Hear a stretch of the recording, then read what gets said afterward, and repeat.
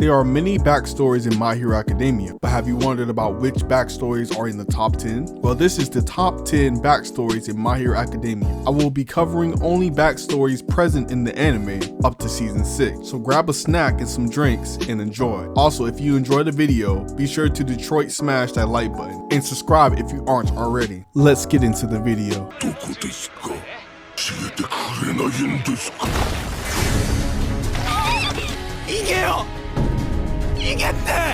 At number 10, we have Kirishima. When he was 3 years old, Kirishima woke up in the middle of the night to use the restroom. When he rubbed his eye, his hardening quirk manifested for the first time. This made his hand harden and caused Kirishima to cut himself, which left a scar on his right eye. Afterwards, Kirishima hated his quirk for hurting him. Despite that, Kirishima began to admire the hero Crimson Riot, whose quirk was very similar to his. This admiration caused Kirishima to adopt Crimson Riot's ideology and mentality that as long as he has a manly spirit, then quirks don't matter. All that is needed is to train hard to cover for the quirk with the spirit. Kirishima followed those tips and trained for years to strengthen himself. One day, he tried to protect one student from two bullies, but one of them smashed a rock right into Kirishima's face. Kirishima yelled in pain while the bully remarked that Kirishima had a simple hardening quirk and nothing more. Then the bullies took the underclassmen with them. Kirishima's middle school friends told him not to bother with the bullies, but he was determined to help the underclassmen,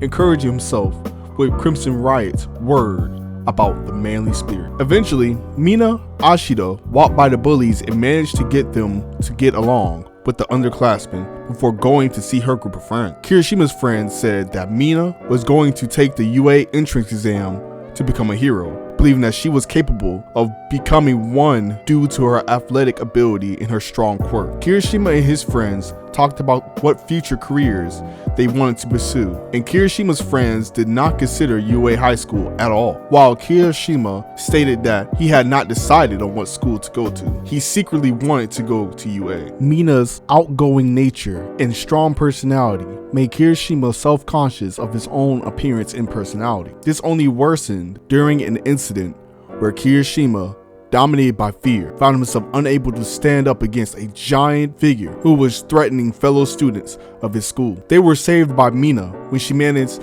to trick the giant by giving him false direction. This incident left Kirishima feeling incapable of being a hero, primarily due to his hesitation in risking his life to save others. Afterward, while in his room, Kirishima felt disappointed with himself for being a coward and gave up on his dreams of going to UA high school and was prepared to stop being chivalrous due to his true color. Angry at himself, Kirishima threw a book at his bookshelf, which accidentally activated an old hologram projector with an interview with Crimson Riot, in which the hero reveals that despite his reckless hero image, he does feel fear when putting his life on the line for others. He fears danger, but he fears the dying look on someone's face far more. He believes in living a life with no regrets. The words of Crimson Riot once again inspired Kirishima, and he put UA as one of his high school options once again. At middle school, Kirishima apologized to Mina's friends for not saving them, to which Mina's friends did not mind. Kirishima committed to training himself and studied hard in order to pass the UA entrance exam, which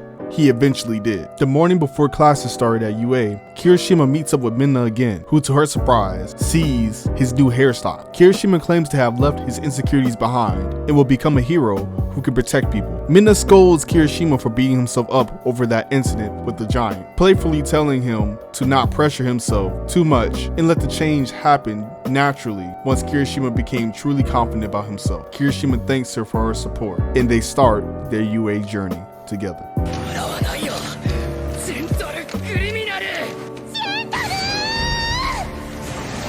Number 9, we have Gentle Criminal and La Brava. When he was a teenager, Gentle Criminal wanted to become a hero whose name will go down in the history book. So he enrolled into a high school into a hero course. However, his grades were terrible, and he was repeating years at the high school, and he failed the provisional hero license exam 4 times. One day he was called into the office of his high school, and the life counselor urged Gentle Criminal to drop out as he was not cut to be a hero, no matter how hard he tried. This brought Gentle Criminal's mother to tears, but Gentle Criminal was not discouraged and told his mom he would keep trying and doing his best. One day, after enjoying a cup of tea in a coffee house, Gentle Criminal saw a man falling from a window cleaning rig. Gentle Criminal attempted to be a hero and created an elastic surface to try to cushion the man's fall. However, he ended up preventing a pro hero from saving the falling man. As a result, the victim hit the ground and needed 6 months to recover. The police gave Gentle Criminal a strike for obstructing justice, and the incident made him a target of harassment with people vandalizing his home. His parents also landed in deep debt, paying for the hospital bills of the victim, as well as fines for Gentle Criminal hindering a hero and using his quirk while unlicensed. During this time, he was finally expelled from school, which caused his parents to violently throw him out and disown him. All of this made him give up on his dreams of becoming a hero. 4 years later,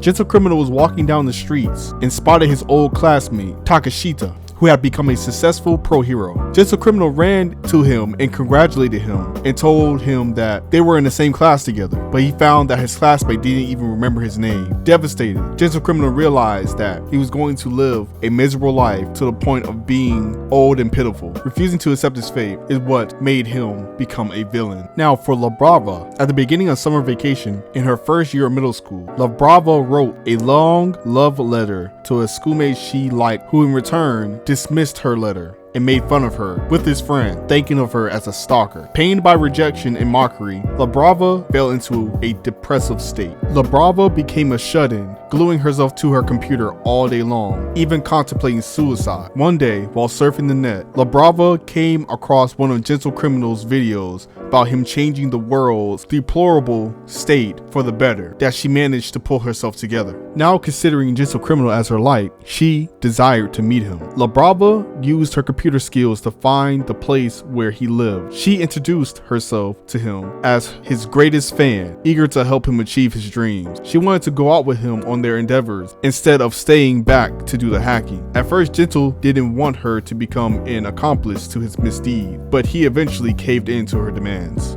After spending time with him, La Brava became attracted to Gentle Criminal. Her only concern was if Gentle would say something about the dark rings under her eye, but he didn't. In fact, when he realized her concerns, he used a permanent marker to give himself dark circles under his eyes so they can match hers. He accepted her for who she was, and he decided to make her his sidekick. He came up with her code name, La Brava. That was one of the happiest moments of La Brava's life. 今日限りでさよならだ。俺もこの人みたく悪い奴をやっつけるヒーローになれば。 At number 8, we have Hawks. Hawks was born on the island of Kyushu. He was conceived after his mother, Tomi, helped harbor his father after he committed a murder. Hawks experienced a traumatic and abusive childhood, being forced to stay at home at times in order to ensure he didn't rat out his father. At some point in the past, his mother decided to take him outside after he kept insisting and purchased him an Endeavor doll. Because of this isolation from the world and no interactions with anyone else besides his parents, he grew up watching heroes on television and believed they were only fictional characters. One day, Hawks felt his feathers tingling and went into the city, suspecting something was about to happen there, but returned when he discovered it was nothing. Upon returning, his father yelled at him for leaving the house and suspected that Hawks ratted him out. And despite saying he didn't, Hawks' father ordered him to never leave the house or interact with anyone. When Hawks went into a corner, his father kicked him, telling Hawks never to turn his back on him, while muttering how he'd be free if his son had never been born. Hawks endured all of this abuse from his parents, suppressing his emotions and hoping to avoid becoming broken like they were. Shortly afterward, his father was caught and arrested by Endeavor. Upon learning this, Hawks was greatly shocked since he'd always believed that heroes were fictional. This was even more impactful since the hero who'd arrested his father and saved him from his life of abuse was none other than the man whose plushie he carried, Endeavor. Hawks and his mother were forced to flee their home out of fear of being arrested for harboring a fugitive. Since Hawks' mother, Tomi, didn't have any proper skills to make a living, the two were forced to live on the streets. When Hawks told his mother that they should go to the police, Tomi replied that Hawks better just get the money, however it took, and asking why did she have Hawks in the first place if he was no use. This statement made Hawks angered and determined to be useful, so he went out and saved the lives of many people from a high-speed car accident. The public was shocked to discover the savior was a young child, and Hawks was approached by the Hero Public Safety Commission. After being informed of the situation by Hawks, the commission approached Tomi, offering both of them compensation and protection as long as they embedded the Takumi name. After the incident, the Hero Public Safety Commission separated him from his mother and decided to train him as a hero. It was stated that the commission drilled interpersonal skills into him from a young age so he could master the art of deception and infiltration. The commission forced him to abandon his real name and made him undergo years of hard training, which he accepted in order to be a hero like his idol, Endeavor. Hawks soon started his own hero agency around the age of 18. By the second half of that same year, he managed to reach Japan's top 10 pro hero ranking before the age of 20, making him the first to be in the top 10 at that young age. 4 years later, Hawks reached the number 3 pro hero rank, only behind All Might and Endeavor, without even trying. Unlike many heroes, Hawks was never really interested in being the strongest or being like All Might. Instead, he admired Endeavor.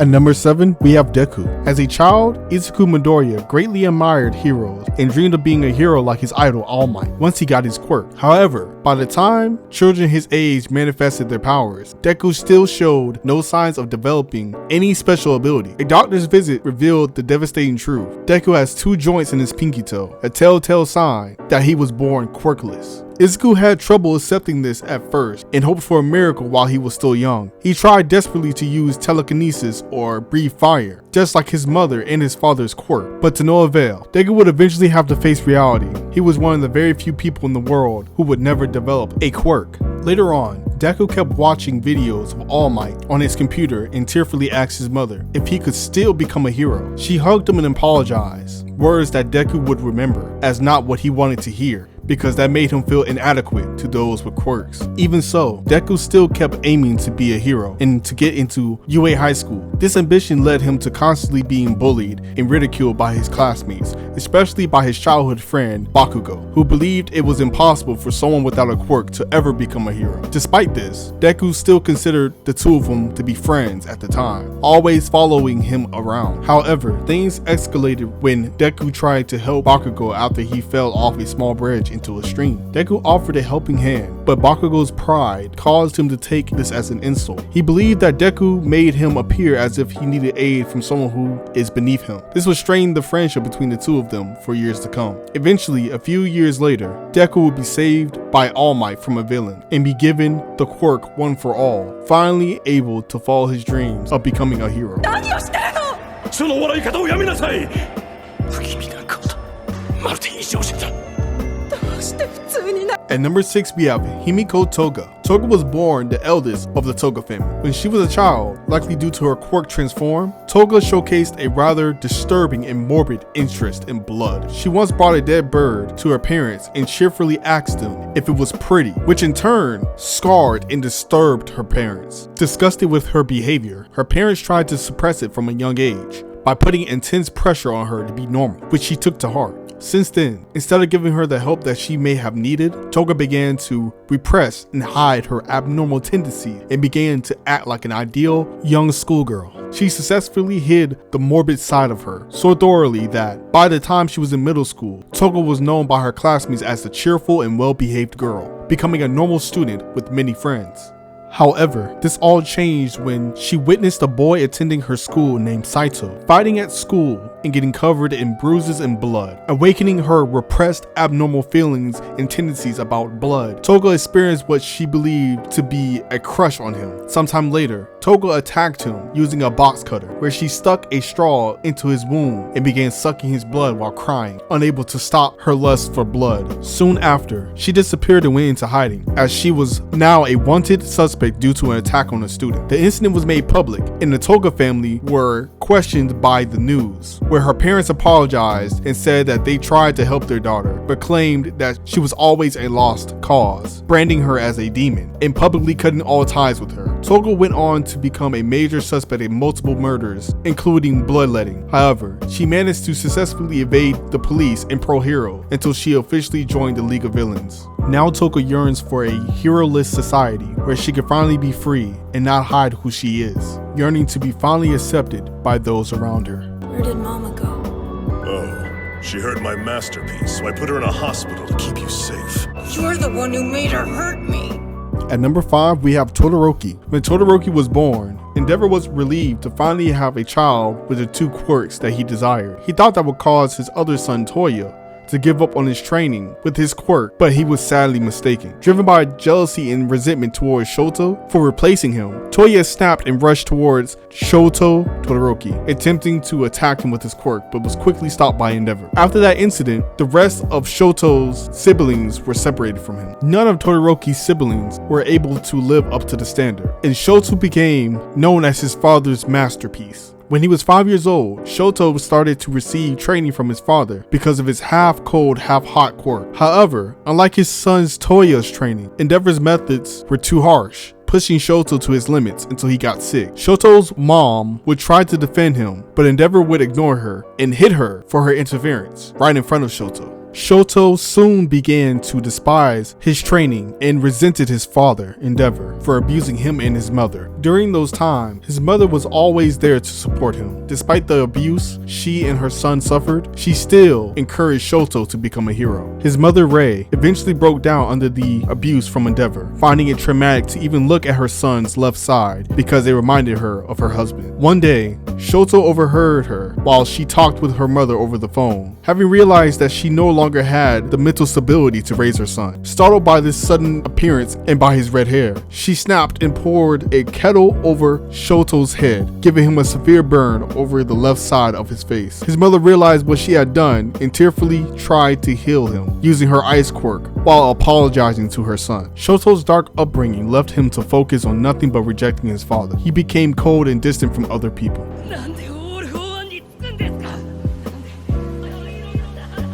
Number 4, we have Lady Nagant. When Lady Nagant was a young girl, she had a strong complex and insecurities about her quirk rifle. Having a weapon embedded in her elbow made her stand outlandish from the rest of the kids, which she did not love. It only made her insecurities worsen. One day, that changed when the president of Hero Public Safety Commission invited her to join the agency. As a kid, Lady Nagant thought she couldn't become a hero with a quirk others deemed as villainous. That's why she had a complex about it. So hearing the president invite her made her very happy and put her at ease. With a bright sense of optimism of becoming a great pro hero, she accepted. For years, she was trained until she became really skillful with her rifle quirk, becoming not only a popular hero, but also the best marksman in all of Japan. Her skills and precision with her shot was admired and envied by the likes of Snipe and other heroes with long-range quirks. However, the commission primarily used her for classified missions, secretly disposing of villains, planning to commit acts of terrorism, and corrupt heroes seeking more fame and fortune. At first, she carried out these orders efficiently and without question, but over time, the stress of seemingly never-ending string of murders began to get to her, all the while needing to keep the front as being a public pro-hero. One day, she came across a group of kids who wanted to shake hands with her, leading her to hallucinate that her hand was completely bloody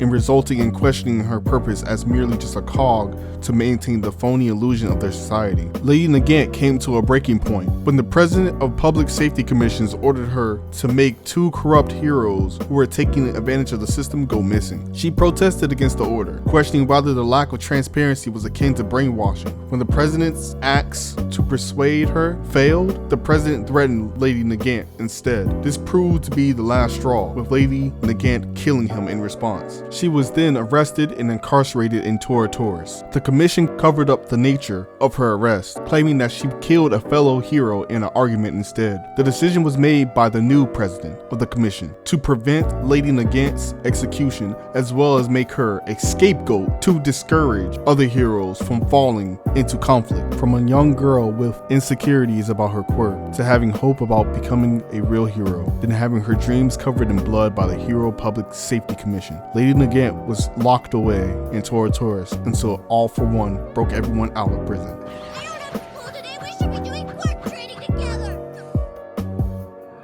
At number 3, we have Dabi, seeking to have a child capable of surpassing All Might. Endeavor agreed to a quirk marriage with Rei Himura. When he was 22 years old, his first child, Toya Todoroki, also known as Dabi, was born prematurely. Although he did not inherit a combined quirk from both parents, Toya was born with a fire quirk more powerful than Endeavor's own Hell Flame, so when the time came, his father would train him. From a young age, Toya was constantly trained by his father, and the young boy was actually quite eager to learn all of his father's moves so that he could one day become a great hero. Although none of his children bore the ideal quirk he was hoping for, Endeavor was satisfied with Toya and saw him capable of surpassing All Might with his powerful fire quirk alone, so he placed his ambitions on his shoulders. The situation changed drastically as Toya's red hair began to turn white and his body suffered burns every time he used his quirk. Endeavor and Ray went to see a quirk doctor to find out what was wrong with him. The doctor had explained that while Toya has inherited a powerful fire-based quirk from his father, he also inherited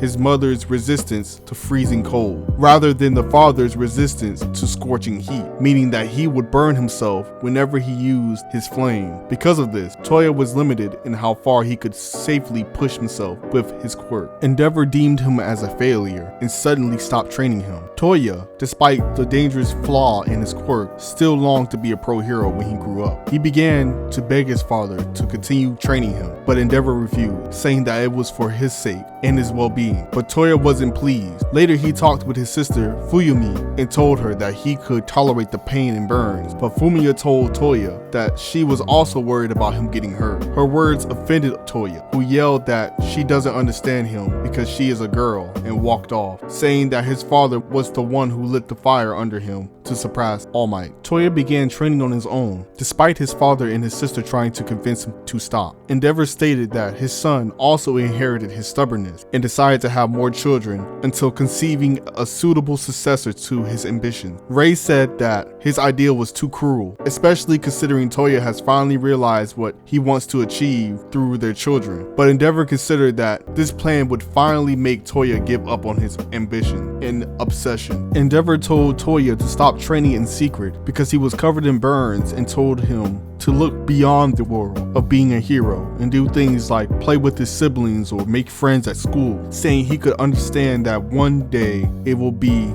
all a distant memory. Toya, however, with tears flowing from his eyes, told his father that everyone at school wants to be heroes themselves, and he couldn't understand what it is like to give up because he has Endeavor as a father. Endeavor lit the fire in him to surpass All Might, and it was not going out, just as he calls him by his hero name, Endeavor, rather than father. Toya continued to train at Sikoto Peak, and during the winter season, around the time he had his growth spurt, his quirk developed, and his flame's color changed from red to blue. Toya discovered that his flames are linked to his emotional state and would get stronger if he was riled up. Excited to show his father how he had developed, Toya asked him to come to Sikoto Peak the next time he had a day off. Endeavor, however, lifted up his shirt and saw Toya's burn scar. He was angry that Toya had been training again, but his son's ambition made him determined to make his father proud. Frustrated, Endeavor ignored his eldest son's pleas and took his anger out on his wife Ray for not stopping Toya. Sometime later, Toya waited at Sikoto Peak for his father to meet him, but Endeavor never showed up. Much to Toya's disappointment and anguish, the emotional turmoil he felt caused him to lose control of his flames, resulting in a massive wildfire. Toya tried to save himself, but he didn't know how to stop his quirk flames, as his father only taught him how to increase the heat. He was scorched with flames exceeding 2,000 degrees Celsius. His body was believed to have been incinerated, and the only thing that was found was a part of his jawbone.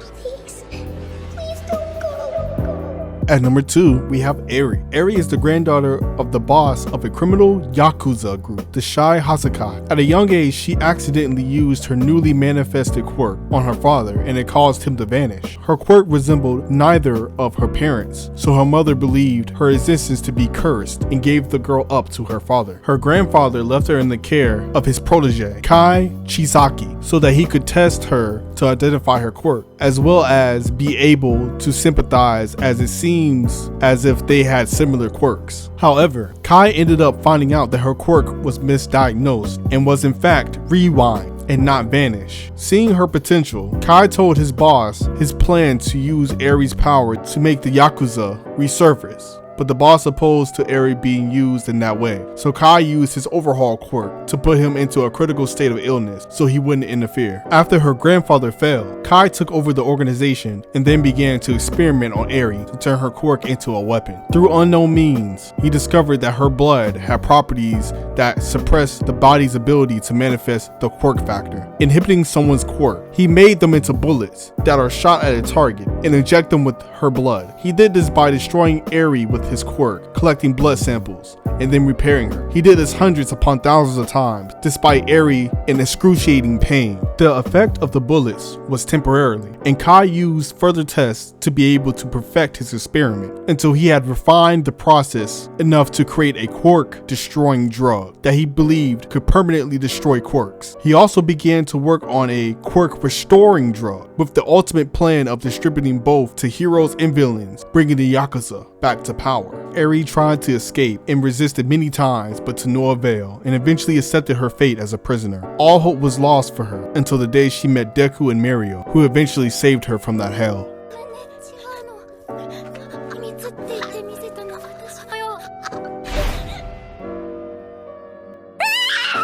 At number 1, we have Shigaraki. Tomura, also known as Shigaraki, was born under the name Tinko Shimura to his parents Nayo Shimura and Kotaro Shimura. He also had an elder sister named Hana Shimura. He lived in a house built by his father for the whole family, including his grandparents. Shigaraki did not seem to have a quirk at the time, but he suffered from an unknown allergy that caused him to scratch his face frequently. When Shigaraki was a child, he had a fascination with heroes. But his father, Kotaro, hated everything to do with Hiro, so he did not tolerate his act and often scolded him. His mother and his grandparents were always there for him and comforted him when he was sad, even though they didn't oppose his father, Kotaro. One day, when he was 5, Shigaraki caused some trouble while pretending to be a hero, so Kotaro took him outside as punishment. His mother begged her husband to not get violent with Shigaraki, but Shigaraki was left outside alone without any food. Kotaro did not allow him to re-enter the house until he apologizes for disobeying his rule. When his wife and his in-laws asked him if he was being too hard on Shigaraki, he replied that he must respect his rules and forget about heroes. Shigaraki's mom, Nayo, noted how his allergies have gotten worse. Kotaro says that he's doing this for Shigaraki's own good because he didn't manifest a quirk yet, so he's trying to save him from heartbreak later on. To try to cheer him up, Shigaraki's sister Hana took him to their father's office and showed him an old photo of their father when he was a child with his mother. Hana told Shigaraki that their grandmother was a hero and her name was Nana Shimura. This revelation made Shigaraki very happy. Hana tried to support his dream and even said that she wants to follow Shigaraki's dream herself of becoming a hero. Later on, Shigaraki was playing with Mon, the family dog, happy to know that there was a hero in his family. While playing, he suddenly felt an unpleasant twitch in his right hand, and a part of the ball he tossed had crumbled off. Unfortunately, he had no time to reflect what happened to him because his father was tremendously angry since he figured out that his children broke into his office and peeped at a picture of his hero mother, Nana Shimura. Their father, Kotaro, demanded to know who was responsible. Scared, Hana broke down into sobbing and squealed, saying it was Shigaraki's idea. This resulted in Kotaro beating his son as his itching got worse. While punishing his son, Kotaro also shamed the heroes for protecting others only to hurt their families, telling his son that the woman in the picture is not his grandmother, but a demon that threw away her own child. Shigaraki's suffering was watched by others who he begged for help, but they could only witness in horror. After the beating, Shigaraki was punished to stay in the backyard. He was crying, hugging his dog Mon, while continuously scratching himself. While outside, Shigaraki confided in the family dog of how he couldn't take any more of the abuse, and he hated everyone for leaving him to suffer. As he was clutching his dog, Shigaraki's decay quirk activated, causing the dog to crumble in his hands into a pile of blood. Seeing this caused Shigaraki to freak out in fear, trying to understand what happened. Soon afterward, his sister Hana came outside to apologize to Shigaraki for blaming him, despite looking at the picture being her idea. Shigaraki tried to warn his sister of the danger, but the shock he suffered prevented him from speaking.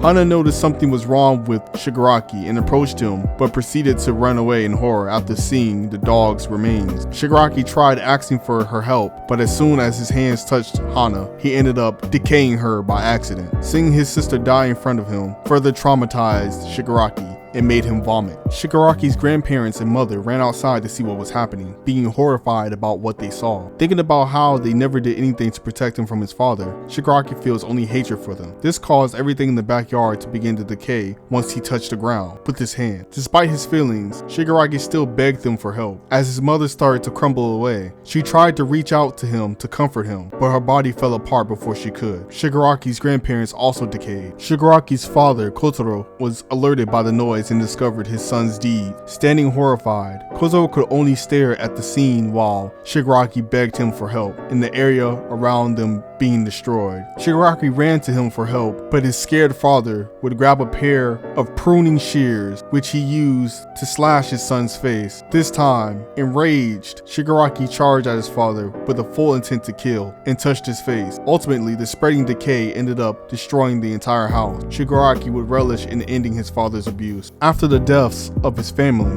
an orphaned Shigaraki was left to fend for himself on the streets. Shigaraki wandered around the city dazed and confused, mentally pleading for someone to help him. People who passed by took one look and pretended not to notice him, unnerved by his scary appearance. The only one who tried was an elderly lady, but Shigaraki's appearance was disturbing enough to scare her away, saying that maybe a policeman or a hero would help him. Shigaraki began to think this was his punishment for his actions, as the memories of his family slowly faded into his mind. Eventually, All For One encountered the homeless kid under a bridge, saying it must have hurt that no one came to help him. Despite his hopes to be saved, All For One embraced a crying Shigaraki while blaming society for the reason he was not saved sooner. He took Shigaraki home, declaring that from now on, he would be Shigaraki's master, using this incident as a means of stimulating Shigaraki's newfound hatred for heroes and began grooming him as his adopted son. Shigaraki was given his own room by All For One, and All For One gifted Shigaraki the disembodied hands of his deceased family members. This caused Shigaraki to receive a violent shock to his emotional state, seeing fragmented glimpses of old memories of his family before vomiting.